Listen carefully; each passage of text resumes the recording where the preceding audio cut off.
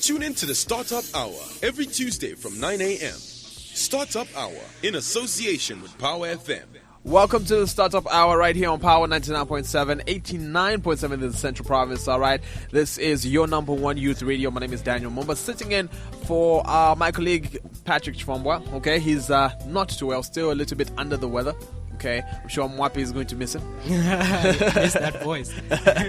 Miss that voice indeed. And obviously, I am not alone in the studio. We have our guest, but I also have my co-host Mwapi. Yep. So today our show is themed The Rise of the Zambian Influencer. And today's guest is Mr. Kachepa Mtumbi, and he's the founder and principal consultant at KPR Consulting. Kachepa has more than 10 years combined experience in advertising, journalism, and public relations. He has worked in the Asian market representing clients in oil, real estate, and the aviation industry. His specialties include media and stakeholder relations, crisis and reputation management. KPR Consulting was established in 2009 to offer fresh thinking and result-driven strategy to public relations consultancy in Zambia. With a focus on strategic communications, stakeholder engagement, and reputation management, the company focuses on public relations strategies that support the commercial objectives of their clients. This consultancy represents local and international clients in such sectors as agribusiness, finance, electronics, aviation, international development, oil marketing, and real estate. KPR Consulting has a strong reputation for media relations, reputation and stakeholder management, as well as execution of strategic communications strategies. The company manages successful national and regional PR campaigns for a range of clients, from respected multinationals to local startups. The company has a reputation for precision in its services, delivering the best practice solutions to multinationals, NGOs, local startups, and a range of institutions across various social causes and business sectors. KPR Consulting has a culture of clarity in the way it communicates and does not propose objectives as strategy or weigh down clients with complex PR jargon. Welcome, Kachepa. It's nice to have you on the show. Thanks a lot. Morning. How are you? We're good. So I'm going to start us off with a quote. It's called Leadership Begins with Stewardship. Kachepa, first off, when you were growing up, did you always know you were going to be in the PR field? No, not at all. I had no idea I'd work in PR. To be honest, I wanted to be a doctor. I wanted to be a pilot. I wanted to be an engineer.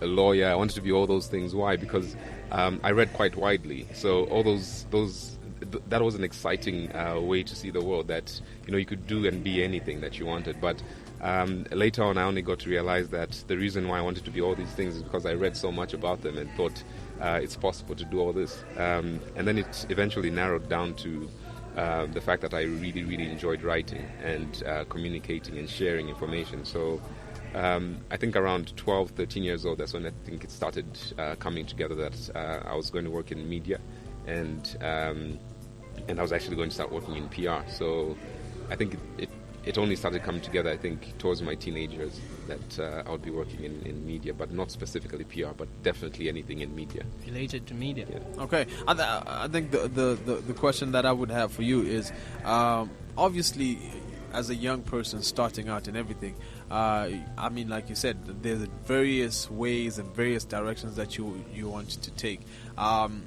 When did that moment occur to you? It's like, okay, this is what I'm good at, and this is actually what I am going to pursue.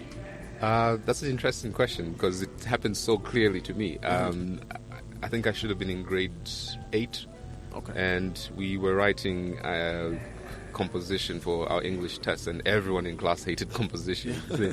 I'm sure very few people enjoyed it, but I wrote something that ended up being thrown around the whole school, with teachers saying this is what we're going to use for comprehension. So meaning what you've written is now going to be used by the other students to assess whether they're comprehending what they're reading. Wow. And after hearing that from my teachers, I realized, wait a minute, I think I could be onto something here. And it eventually just grew into something that I would consistently do, keep writing, keep sharing, and then I had no other choice. It was really banging down my door, saying, "Listen, this is what you want to do. This is what you're always going to be doing." So, I think 8th grade is when it came together for me.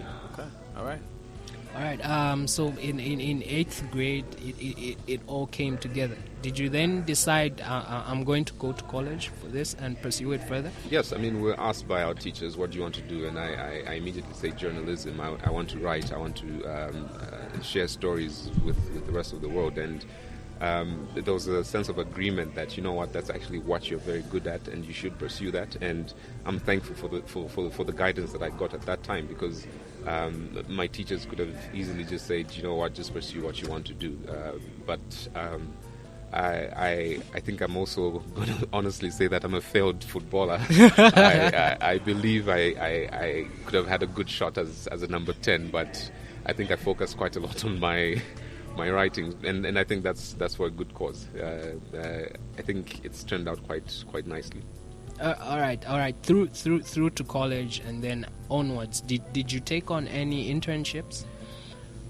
I wouldn't say I took on an internship immediately after college or before, but what I did was immediately after I completed my grade 12 education, I applied for a job at a youth magazine called Trendsetters, and as luck would have it, I got a call up for an interview and I got the job. So I would say immediately after school, I got a job to write, and from then on, it was studying while you work, but it was never an internship that was really cut out to say I want an internship. So I only got my internship after I got my education, after I studied media and after I studied journalism and advertising, and then I applied for an internship at Barclays Bank. And I was there for a couple of months before I actually got a full-time job to work as an advertising member of staff at Young and Rubicam. Okay, all right. Now you know, like as a person who's obviously coming up and you're young and all of these different things, how did you plan out what you wanted to become? You know, is this an ongoing process? Is it something that you had seen probably immediately you left high school and said, okay, this is what I want to do, this is what I want to achieve, I want to start my own company at this particular time? How was that mapped out in your head? Immediately after your studies, you always have a plan to say, when I get into college or university, this is what I want to study. And I think that's when you start getting that momentum. And for me, it was always about getting the experience. I'd never had the illusion of starting a business just after 12th grade or just after university or college. For me, it was down to I need to get the necessary experience for me to understand what the world is like out there. And that's what probably got me pushing to do all sorts of jobs within the industry. I was a contributor on radio. I was writing for newspapers. So I just needed to get a sense of what the lay of the land is like. How does it work out there? And once I got that experience as more or less a freelancer, I then narrowed it down to getting a job. And once I got that job, it was really now understanding the structure of a work environment for the industry that I'm interested in. And that was in an advertising and a PR agency. And from then on, I was still moonlighting after work with other media engagements. So I would do a little bit of radio. I would still do a little bit of writing for newspapers and magazines. And that was just to make sure that I'm still, involved in the sector that I'm interested in. And the path was really get your experience and then start up on your own. I've always been of the view that I could contribute to my sector by obviously working within an industry, but also running a business within the industry. So I think for me, it's always been a goal that I should set up a business that would contribute to the industry and the sector.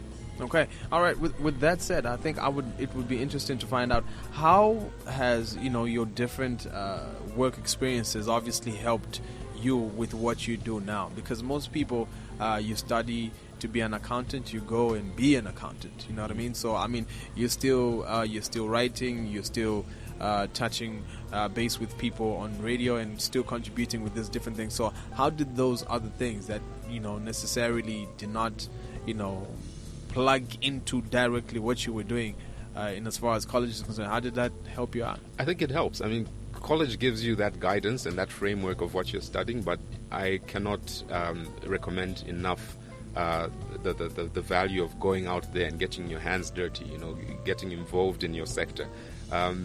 You always have to have your ears and eyes open for opportunities that add skills and value to what you're doing. I know sometimes people tend to equate their involvement with money, but I think it's always very important that even if you may not be getting the revenue that you want at that point, get the experience. And for me, that was the number one point. Get the necessary experience, understand how radio works, understand how print journalism works, and TV. So I really immersed myself into my sector to learn more, because I think a lecturer can only do so much before you actually go out there and experience the challenges and the deadlines and the opportunities that come with the experience that comes your way.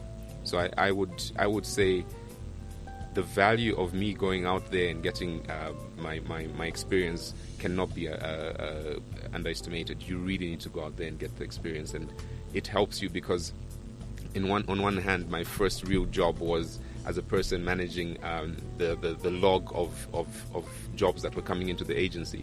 It's not the most exciting job, to be honest, because dealing with graphic designers can be a little bit of a challenge because you always have to chase them. But you learn because you understand that in the creative industry, graphic designers are actually a very, very valuable talent, but they're supposed to be managed with, a little bit of care. You have to be very careful with them. So that's value that you do not get from a lecturer.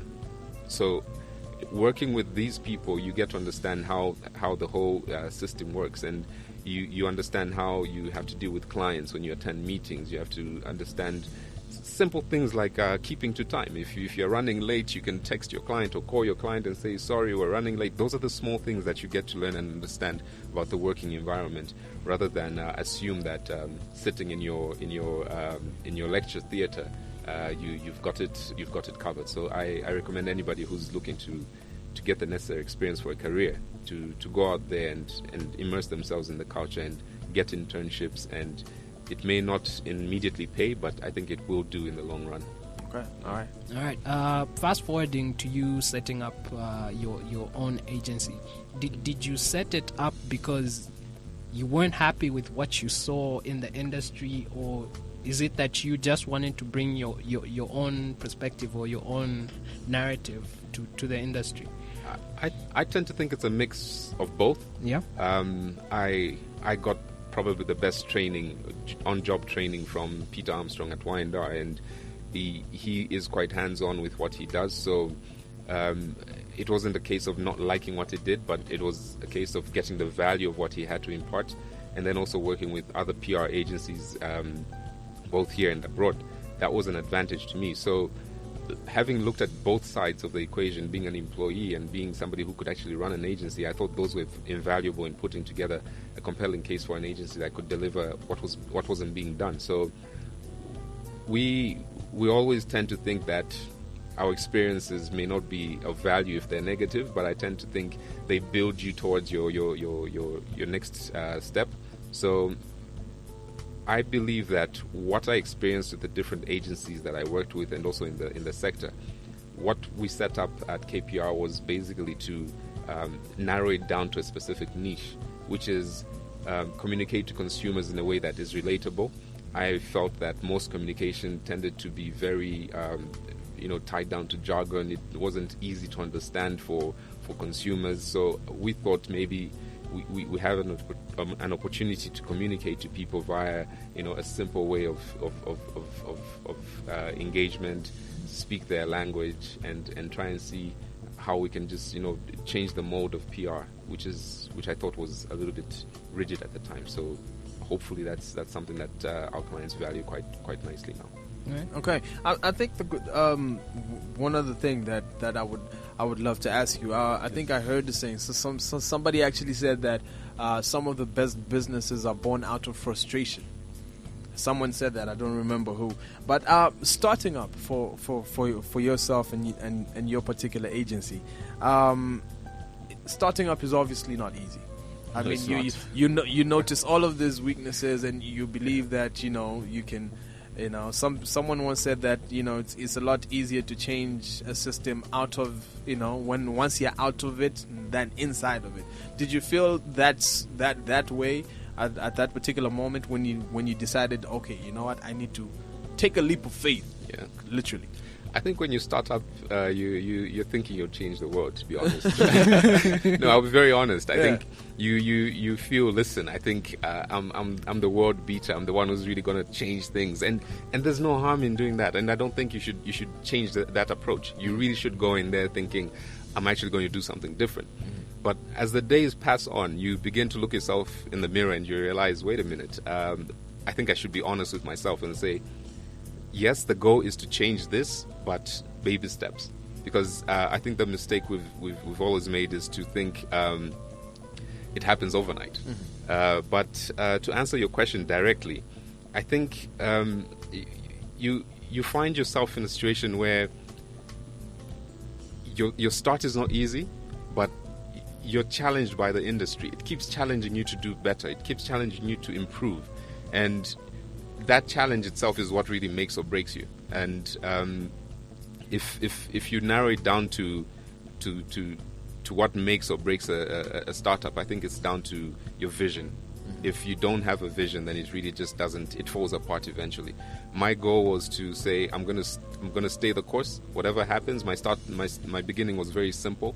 I always tell people I had an overheating laptop. I had a cell phone and a desk that I borrowed from a friend in his office. And you start from there, and you keep pushing, and you keep trying to really drive that momentum and build on it. So I would think that maybe go in there expecting it to be hard, and prepare yourself accordingly. Okay. Now, when you did decide to take the leap, did you put all? I mean, obviously, now at this particular point, you can sort of look back and. Yeah, it's fun to look back now. those days weren't really. They're not usually easy. If you had an opportunity, did it to sort of speak to that particular individual who stepped out at that particular time, a younger you, thinking you're going out there to change the world, what would you say? Wow. I'll probably say, baby steps again. Don't rush, but I think looking back, I can't change what I did. But what I'll do is I'll probably be a bit more structured. Most entrepreneurs start with the vision and the goal, but they forget the back end, which is your due diligence with whoever you deal with. You have to double check that the people you're working with are actually going to follow through with what they've said they'll do. You have to be careful with the people who you immediately bring into the team. You also have to have this sense that it's a business. It's not something that your friends can come in and chill and say, listen, Friday morning I was just passing through, and then it's 14 hours and they're still passing through. You have to really put your foot down and say, I'm running a business and I'm not doing this for fun. And I think the mistake that I made initially was to assume that it will come together because I've just set it up. But you really, really need to put in the hours. And I think if I look at that guy that set up a few years ago, I'd say, I'd put in a few more hours. It's not just automatic that because you've set it up, you've got this experience. People will say, oh, wow, yes, he's running an agency. Let's go and try him out. You really need to now cut your teeth and prove your worth to the market and the people that you're targeting to work with. Okay. Right. PR, marketing. We sort of get lost in all the jargon. Say, okay, what's the industry about? What's the benefit of having PR as an entrepreneur, as a business? What would you say are the most vital skills or the most important skills either a business owner or someone in a business should have in regards with communicating what they're about? There's something that there's a quote that I love, absolutely love it. It defines what I do. It says, reputation arrives on foot and leaves in a Ferrari. You have to work so hard to develop a brand, to develop a voice for yourself. But the moment you just make a mistake, it's going to just drive off like 180 kilometers immediately. And it's very difficult to build a reputation again once you lose it. So for me, I think it's about constant communication. Your skills really need to be honed to a level where you're able to communicate and be able to have a relationship. Don't allow situations where there's a break in communication. I think you always have to have an engagement platform where you know that your stakeholders, your consumers, your customers always have an opportunity to engage with you. Because I'll give you an example. If a company has a crisis today, maybe one of their products is discovered to be faulty or poisonous, if they don't have a relationship with the media or have a consumer platform, it's going to be very difficult for them to engage because they've been insular to their stakeholders. But if they've always been upfront about what they do, it will be very easy to pick up the phone and say, listen, we're going to talk about this product and highlight where we've gone wrong. And I think the skills that are necessary today are that you need to be constantly available. Social media has made people, hungry for information 24/7. So if you're that kind of person that's not willing to communicate, that's not willing to share what's going on with your brand or your cause, it becomes very, very difficult. People switch off very easily when they don't hear from you within a specific time frame. So I think the skills that are necessary at this point is you always need to be able to be available, and there's so many tools that you can do that through. It's radio, TV, digital, newspaper. All the platforms should really be explored and exhausted in making sure that you're always available to your stakeholders. Okay. If you're just joining us, we're talking to Kachepa Mtumbi. All right, he is our guest for today. Okay, he is the founder and principal consultant at KPR Consulting. Okay, we will be taking a short break, but before we actually do, I think sort of echoing what Mwape's question. And bringing it down to our level, as far as Zambia is concerned, okay? You've worked outside and locally. How far do we have to go in as far as trying to, get on the level probably even that South Africa is? We don't have too far to go. Okay. There's the argument that we're so far behind, but we don't. We just need to have faith in the platforms that are being used elsewhere. Mm-hmm. We have access to the same platforms, the same digital opportunities that everybody else has. So it's just the leap that we need to take and say we are ready to do this. And I would safely say that the challenge lies in changing the mindset of people who've run businesses traditionally, and it's worked. I mean, I give an example of people who ran businesses like Zambia Airways, UBZ.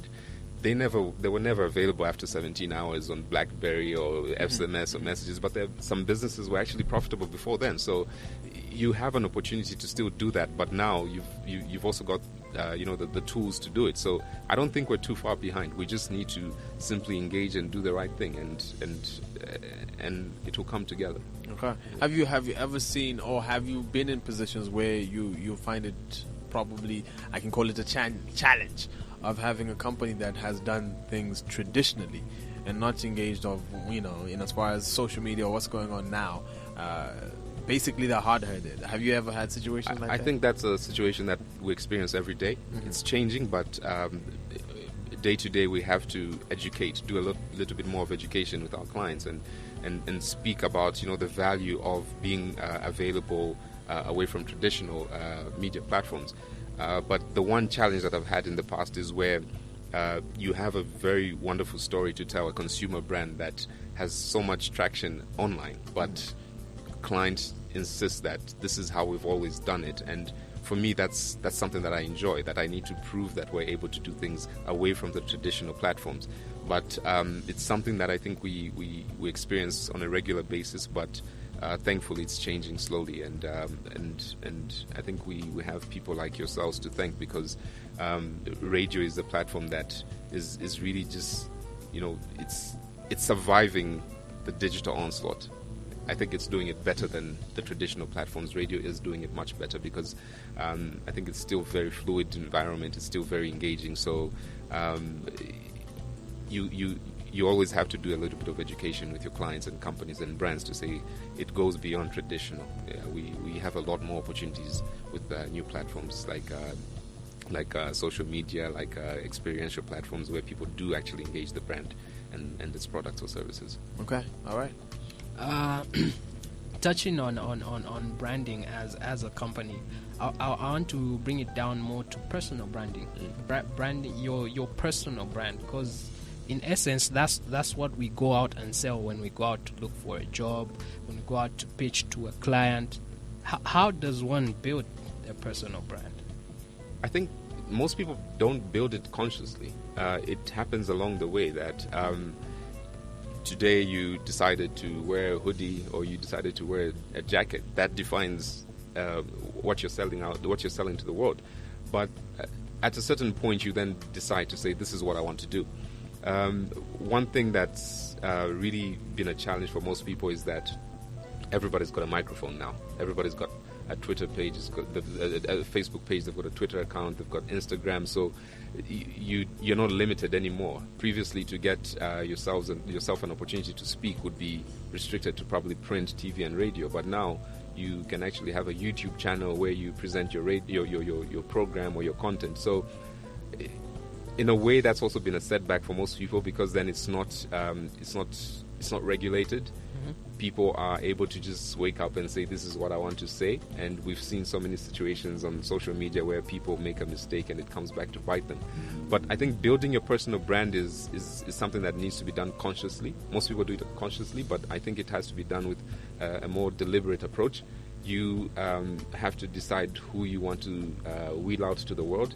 Are you going to be a person that comments on everything and anything? For instance, if you are an economist, how are you going to have a voice on issues such as the murders that are happening in Lusaka? Do you always want to be relevant because that's where the crowd is? So I think it's a challenge sometimes for people, because there's this need to be relevant that you jump onto every platform, and by then you are diluting your brand. You're not being consistent. You're not having clarity in the way you communicate. And to be fair, we tend to think people don't notice it, but brands are monitoring, people are monitoring, even your own peers are monitoring that. Wait a minute, Mwape is commenting on anything these days, so where does he stand? So I think it has to be a bit more deliberate. You have to decide to say, these are the issues that I'm passionate about, and probably that's not even a decision. It will come together on its own. You will be passionate about certain issues, and it will show in your tweets, it will show in your engagement, in the events that you attend, who you network with, and you find that just by virtue of you being passionate about something, your brand starts to develop on its own, and then you need to support it with components such as speaking engagements, who you want to be associated with, who your mentors are. It begins to be more deliberate, I think, once you know what your passions are, rather than moving around the room thinking, I think this crew is cool this week, next week I'm with this crew. I think you need to be a bit more deliberate for you to build your brand. And you have to work very closely with your peers, because if you make the mistake of hanging out with a crowd that is pushing an agenda that's different from yours, you tend to find that you don't actually have a voice. So I think it works very well when you have your passion and you stick to it, and I think it begins to develop on its own that way. Okay, all right, stay tuned to Power 99.7, 89.7 in the Central Province. Remember, you are listening to the Startup Hour, and our guest on the show today is Kachepa Mtumbi. Okay, he is the founder and principal consultant at KPR Consulting. We'll be back. We just need to take a little bit of a short break. The Startup Hour, giving entrepreneurs education, motivation, and inspiration from successful entrepreneurs from all corners of the country. Yo! Hey! Hi, how you doing? What's good? My name is Abby. I co-host the craziest, loudest breakfast show on Zambia's #1 youth radio, Power FM. Abby is stretching a little bit too much. What were you doing? Yes. Hey! What were you doing? Yeah. Let's just say it was a long night. Yeah, but we want to know what you were doing. Yes. I have a long night reading a book, but it doesn't make me stretch the way you just stretched. Yeah, like you're trying to realign things in the back area. Yeah. When you stretch the way I just stretched, what were you doing? I I have been nominated in the Zambia Music Awards Best Female Radio DJ category. I want to thank you for believing in my work and nominating me. And voting is going on right now, so keep showing me some love by visiting the website www.zambianmusicawards.com and keep voting. Thank you very, very much for the support. The Startup Hour, giving entrepreneurs education, motivation, and inspiration from successful entrepreneurs from all corners of the country. The Startup Hour is a weekly business program bringing successful Zambian entrepreneurs, policymakers, and subject experts to share their stories, answer your burning business questions, and inform you on best practices. Tune in to the Startup Hour every Tuesday from 9 a.m. Startup Hour in association with Power FM. All right, so you need to tune in every Tuesday. Every Tuesday from 9 hours all the way through to 10 hours. And we have different individuals who've come through to the show so far. And, we continue bringing you some of the most engaging minds out there in the business world. Okay, today's guest is Kachepa Mtumbi. He is the founder and principal consultant at KPR Consulting. Wape. All right, Kachepa, the role and the importance of the influencer. I know you as KPR produced a report last year on the influencer and the rise of the Zambian influencer.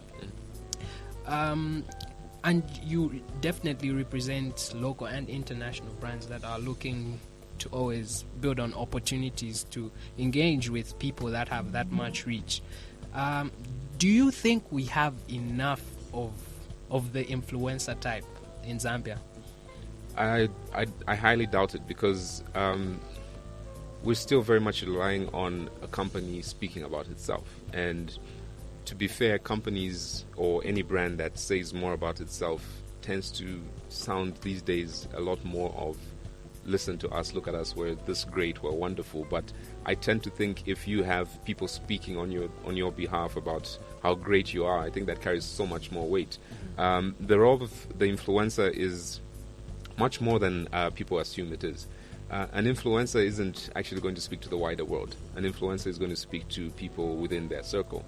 And there's nothing more important than having somebody who you are friends with or who is your peer telling you something great about a certain social cause or a product or a service. Because if you hear it from the company, you're always going to say, wait a minute, this is all about profits. But when it comes from people that you interact with on a daily basis, whether it's on a social or professional platform, if they're sharing valuable insights about a brand or a product, I think it carries a lot more weight than anything else, because people want to hear more about things from their friends, because there's a little bit of an insulation between consumers and brands.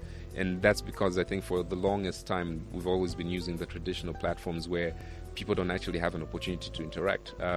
You go to any company back in the day, you'd find a suggestion box, but now you can easily tweet them or post on your Facebook page about how upset you are about their service, and you get everybody seeing that. So I think it's changing now that influencers have a role to play, but I think brands are yet to tap into the value that they bring to the conversation about how you can do more to sell, do more to engage people for a cause or a product or service. Okay, what do you think the way forward would be in that particular instance, knowing that there's this particular problem? So how do we best go forward? The problem really lies with the brands. Mm-hmm. It's not with the individuals, because off the top of my head, I've got 5 people who I target, who I think are influencers for different aspects, whether it's business, whether it's politics, health, gender issues. There's so many people who have so many voices out there that are influential, but I think companies have, and I can't blame them, they've got this fear that if we speak with this individual and trust them with our brand or our cause, can they be responsible with it? Can they run with it for the next 3 months, 4 months without making a mistake? There's always issues of, if you are engaged with a certain product to promote or to share with consumers, and you're only doing it for the money, if you're seen with another product, that obviously brings into question whether that relationship has got any credibility. So I think from the perspective of companies in this country, their worry is really about the credibility and the discipline of the people who engage. And it's not really about the influence. I think people are realizing that there's a lot of influence out there that people are weaving through social media platforms, but their fear is can we trust these individuals to go out there and be disciplined and consistent about our product without really messing it up? Yeah, and to a certain extent, and I think that's where I see probably where your point of, the problem is with, to a certain extent, the corporates. All right, because I think I've seen this, we see this all the time. Like this year's an election year, you know what I mean? You see a lot of artists and musicians, obviously, jumping on different political parties and all of that, and they are needed. And it's sort of like, from an entertainment point of view, you see it's like, okay, this person, it looks like he's endorsing this particular candidate, and your brand becomes guilty by association. Exactly. Because if you're working with artist A and he's been pushing your brand for so long, and then he obviously has the voice that captures people's imagination, and he works with a certain political party, whichever political party, a brand. Most companies, especially the private sector, they really don't want to get involved in that aspect of their operations in any country. So it begins to become a problem because people begin to associate you with this individual, and it's never good for business to get involved at that level, because I think what you want to do is focus on consistency with your product, making sure that you're unbiased, and you're making sure that you're reaching your targets without the inference that you support any political affiliation. Okay, all right. Also, touching back onto branding, well, because when you look at places like South Africa, Nigeria, people will usually want to go there because of what they've seen on TV, on social media, on the videos. Like, wow, generations. Wow, I want to go to South Africa. How do we as Zambia get to that point where we push our brand up as Zambia, as this wonderful destination with these great people and this massive adventure? And I think we just need guts. I don't think we believe in our country enough. We sell ourselves so short that we've begun to believe that this place isn't as great as other people would see it. Because I'll be very honest with you. Every time I leave the country, the most amazing feeling is, touching down at the airport or walking through the border and saying Bwanji Murishani Maugauti. You just want to feel this sense of, you're back home. But I don't think that's been branded. We haven't branded our country in such a way that it offers something that's different to Malawi, to Tanzania, Mozambique. We seem to be a little bit in constant flow of, this seems to be working for Tanzania, let's try it now. But I think we need to have this certain voice that we have, that, Zambians are good at this, and Zambia can offer you this experience. I've always been discussing this with friends, that we don't do enough domestic tourism, for instance. If Zambians knew more about their country, they would sell it better to the rest of the world. It shocks me that sometimes you take a drive or jump on a bus to parts of this country and you don't find other Zambians who are seeing that place. You find locals who are there because they work there, they live there. But you not bump into a fellow person from Saka or Ndola and say, what are you doing here? And they say, listen, I came here to just relax for the weekend. Most of us travel this country either for business or to go for a funeral, to see relatives, but we never actually take the time to go and see the rest of this country and understand the cultures of our people and the challenges that they face, because that's part of the fabric of the country. You cannot sell yourselves without understanding the kind of landscape that you have. So we need to do a little bit more. We need to start engaging our digital platforms more. I think that's where the trick is. And we need to start talking about more than Victoria Falls, for instance. We need to also start creating experiences within the city. For instance, if you go around the world, most people will want to go to a country and experience its facilities. But when you come to Lusaka, what do you do after you go to Livingston, after you go to Samfya, after you go to Mongu? People always look to a capital city for experiences as well. So True. The city should also be a hub for activities that people can experience and say, this is what I did in Zambia, away from the other places, because people are always drawn to a capital city. And I think Lusaka, to be fair, just doesn't offer enough activities, and it could be a case of we're relying so much on Livingston. But I think we need to start creating experiences in each town, in each city that we have, so we can actually offer more than just game viewing and the Vic Falls. Yeah. Do you think? I mean, that was an outlook, obviously, on the broader spectrum of Zambia as a whole. Do you think some of these have obviously trickled down to companies and individuals and all of these different things? You know what I mean? It's like you do have a lot to offer, but you sell yourself short.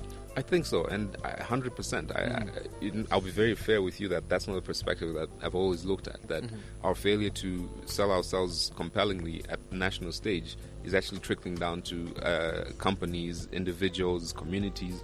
I think we've got a sense of, we don't really have that much confidence about ourselves. And Zambia is a wonderful country. I mean, I wouldn't trade it for anything. But I think we just don't sell ourselves enough as people who can, achieve things, who can have fun, who can, come together and do wonderful things. So, in a way, that mentality has trickled down to a sense where you have firms coming into the country and saying, wow, Zambia is great, we want to do these amazing things, but they find themselves, within a structure that says this can be done because in the past it's failed. But I think we need to start challenging ourselves a little bit more, and we need to get to engage people in ways that I think are relevant. Let's start marketing and communicating in the year that we're in. I think a lot of us are still doing things way back to maybe probably even 10, 15 years ago. Wow. Yeah. Okay. Coming to social media, I mean, we've seen a rise of the influencer, as the theme is. I mean, you look at the Lulu Hangalas of this world and what social media has done for her personal brand. Do you think it's a dependable branding tool, social media? I think it is. I've worked with Lulu on a couple of projects, and one thing that people don't realize is behind the followers, behind the regular postings, is there's quite a lot of hard work. There's a lot of frustration, but you have to realize that it's an opportunity that is very much available to people that are willing to go for it. There's a lot of value in it. I think one thing that is a challenge for most people is they fail to be consistent. If you're willing to say, I want to have this voice, you really have to stick to it and go for it. But I had a conversation a few weeks ago with a Zambian musician, and he was telling me that people tend to think an unpopular opinion is what gets you, the visibility. But truth is, people are looking for positives out there. They really want a good story, and they want to be inspired. Brands want to be associated with inspiration. They want to know that they're working with somebody who commands respect and has a following. It's easy to get people's attention for a negative statement, but I think it's got more benefits to be positive about your environment, irrespective of the challenges. But I think people are drawn to the positives of an environment more than they are to a negative, because if you're fronting that and saying, this is what I really want to communicate about my country and myself, I think people warm up to you eventually. And that's the trick with influencers. They are not people that are negative. You will not find a negative influencer out there. Why? Because they do have a sense of following, because people go there because they want this sense of negativity. But truth be told, the most successful influencers out there are positive people who see the good in opportunities. They see what could be done right rather than what is wrong with their situation. So there are a lot of opportunities for people out there. And just last week we were working, I don't know whether I'm at liberty to mention, but we were working with a brand and worked with Mafasho, who have been blogging about fashion for quite a while now. And because of their consistency, it was easy to pitch that to a client and say, listen, we want to position your brand with these guys because they speak authoritatively to their audience about what they're good at. So I think consistency is very important. And I think influencers do have a role now to play, as long as they're consistent with what they're passionate about. Okay, I mean, social media is obviously can be, I think, one of the best things out there. But like, we can also agree it's been the downfall of a lot of people. In as far as things going viral. All right. A long time ago, I think it was a little bit harder to go viral. Now it's very, very easy to go viral. So what are some of the, I don't know, maybe pointers you can give for somebody who's out there and they're trying to raise their profile and as far as social media is concerned and all of that? What are some of the pointers that you can give them? I think one, know your audience. That's the number one thing. Who are you talking to? This show has got its listeners. You know who you're talking to, but you always have to wake up knowing that there's this expectation from the people that follow me or that know what I'm about to comment on this issue. So for instance, if you're a person who comments on legal issues in the country, the election of Zambia's first Law Association of Zambia female president is something that is going to be of interest to people who follow your page or your Twitter account for legal issues. What impact will this have? So always have your audience and always stay on message, stay consistent. The other aspect is, and this is something that I always tell people, people want to know what's going on in your life, but how much can you give them? You have to be very careful with bridging the gap between what's personal, what's private, and what's public. I think sometimes you have to give a little bit. I know that it's a challenge, but the public will always want to know who's behind this amazing story, who's behind this consistent message. So from time to time, do share your frustrations with maybe you didn't find bread and somebody had bread in the house and you were looking forward to having a sandwich. People want to be able to relate to you. I think they really want to be able to feel that beyond everything and above everything, you are a person that experiences challenges just like them. So have this personal appeal to the people that you relate with, despite you being an expert on, it could be taxation or whatever it is. Be a human being, and I think people relate very well to that. And I think the other aspect is, for you to have impact and for you to have a relationship, I think one thing you always need to do is have a very crisp image.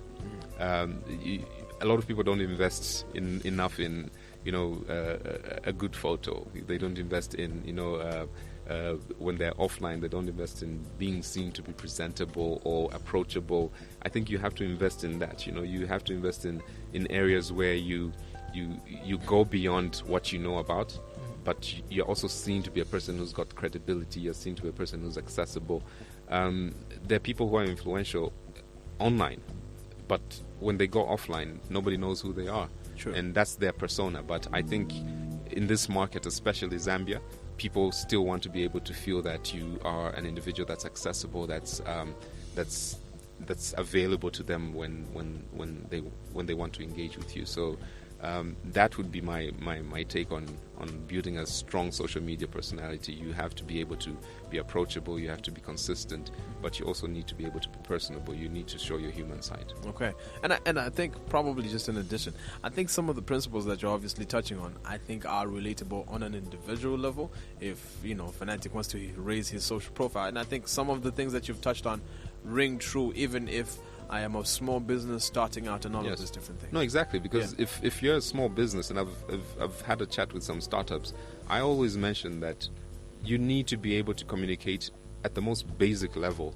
what you're experiencing as a business, what you're doing to improve your product and service, because today's consumer is not only just going to have your product and experience it and say, wow, this is a good product, but they really want to see what it's taken for you to bring it to their doorstep, what it's taken for you to deliver it as a product that they can appreciate. And I think that's the narrative out there now. Products need to have a story. They need to have this sense of, from point A to B, this is what we do to make sure that this meets quality controls, it's got the standards that you expect. Because I think there are more questions these days about what people are going to pay for, what they're willing to involve themselves in. So there's an opportunity.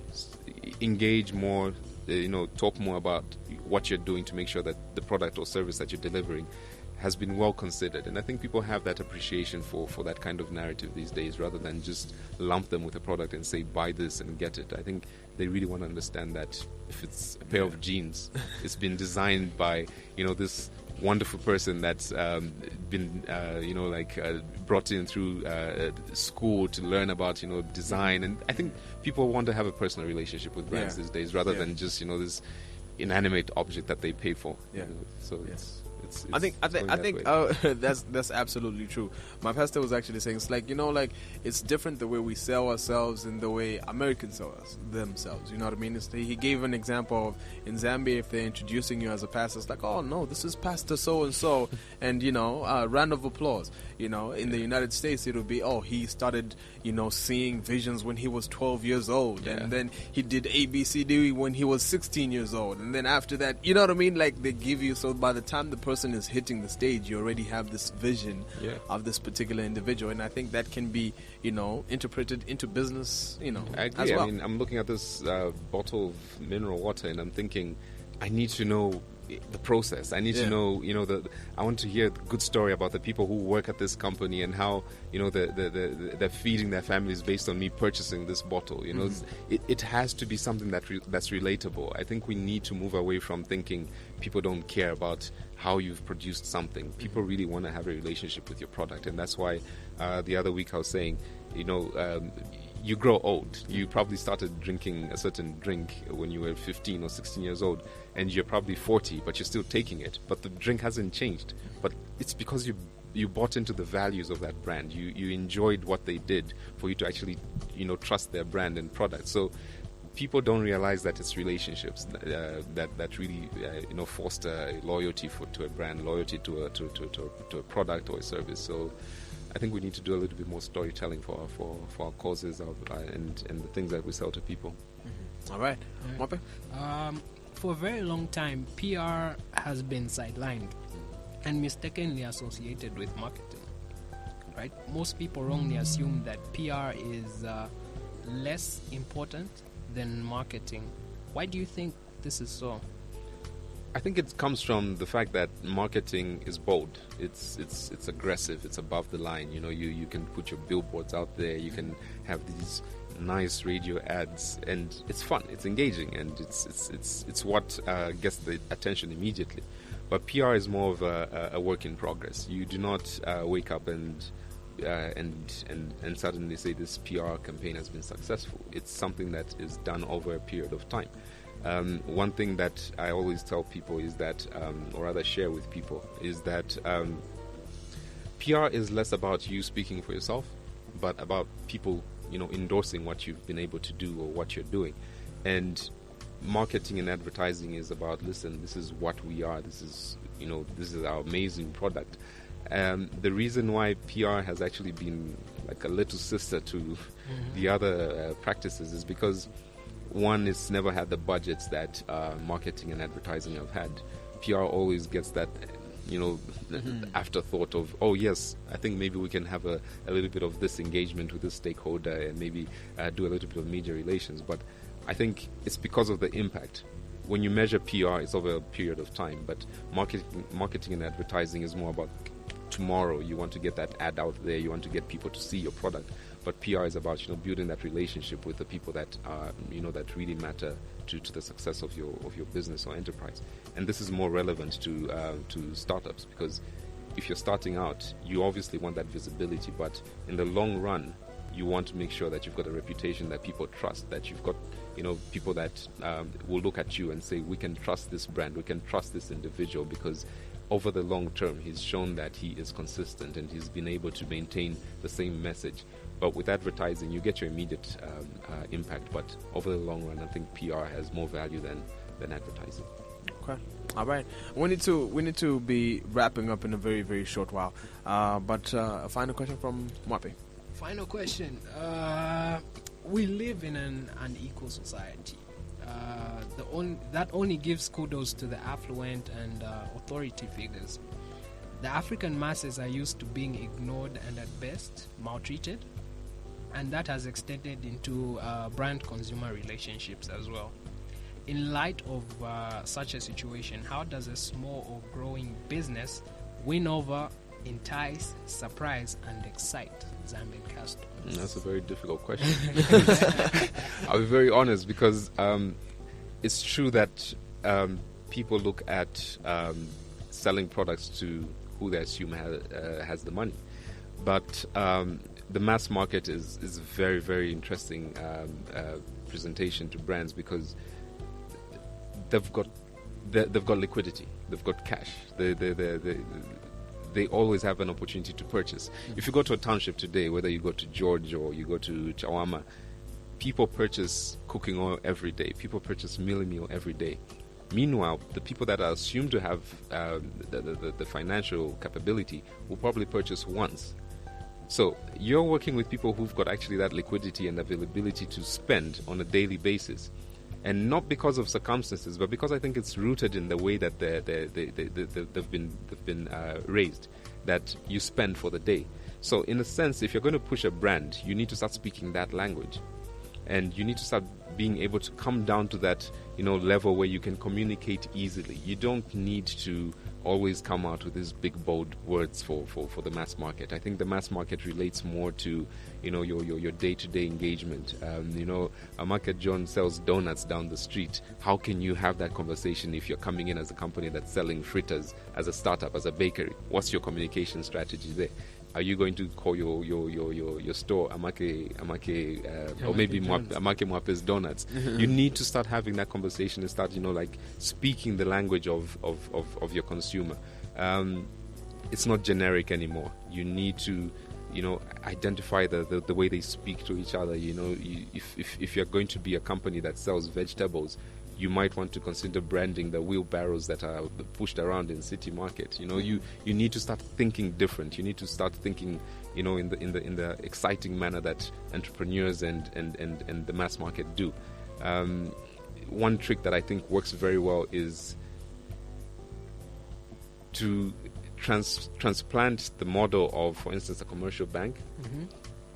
The reason why most people don't bank with the commercial banks confidently because they're scared to walk into this wonderful air-conditioned areas, and they're seeing all these dollar rates over there in electronic symbols. They're worried that I don't get this. So if you can really, remodel that proposition and take it to the township and take it to the community in a way that they understand, I think you have a winner there, because people just, at the end of the day, people just want to be talked to in the way that they understand and in the way that they communicate with each other. Okay, I mean, we could obviously go on and on and on and on, but we obviously have to call it a wrap. Probably your final words. How can people reach you? How can people contact you? Social media and anything else that you wanted to give out? Yes, they're free to engage with us. Sometimes we do pro bono work for startups that are looking to just get their word out there, which is free. Sorry to use that term, but yeah, we do free work for consultancies or for companies that really have a social cause. That's our commitment to the community. But they can get in touch with us via our Facebook page, via Twitter, and it's KPR Consulting. We tend to think we should have a communication platform where, if we're a PR agency, we should be able to also be able to be available to the public that wants to talk to us. So feel free if you want to get in touch. And maybe my last words to anybody that's listening and trying to get started with either a career or a job is start now. Don't wait for the perfect timing. Just go for it, and you find that it comes together in good time. Okay. All right, Mwape. Last word. Last word. Yeah. I would say things look really bleak right now for a lot of people. I mean, you get to look around and the situation is kind of dire. But I talked to someone this week and they told me, Mwape, you know what? The people that will survive this period, or the companies that will come out of this period, will be the strongest. The weak ones will be weeded out. Okay. So don't be the weak one. There you go. All right, so today's guest was Kachepa Mtumbi. All right, he is the founder and principal consultant at KPR Consulting. Stay tuned. Remember, the Startup Hour is obviously on Power FM, okay, right here at 9 hours all the way through to 10 hours each and every single Tuesday. Stay tuned. The Startup Hour, giving entrepreneurs education, motivation, and inspiration from successful entrepreneurs from all corners of the country. The Startup Hour is a weekly business program bringing successful Zambian entrepreneurs, policymakers, and subject experts to share their stories, answer your burning business questions, and inform you on best practices. Tune in to the Startup Hour every Tuesday from 9 a.m. Startup Hour in association with Power FM. Power FM broadcaster Lusaka